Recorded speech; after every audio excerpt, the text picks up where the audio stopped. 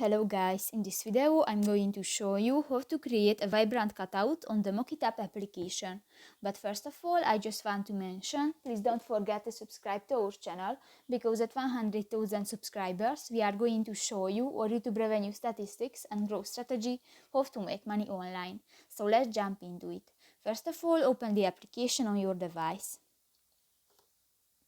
Tap to the cutout button next to the logo option at the upper side of the screen, and in the featured section scroll down and you can find the vibrant cutout option, and just select a template and new you can edit.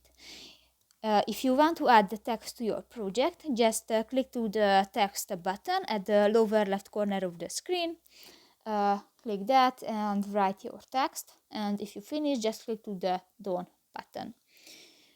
In the font section you can find different font type, and if you want to change the color of your text, just click to the color section and select another color.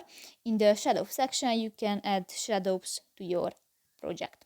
If you want to add graphic elements or pictures to your project, just go to the graphic section, and in the symbol section you can find different graphic elements, or go to the photo section, and here you can select the photos from your device.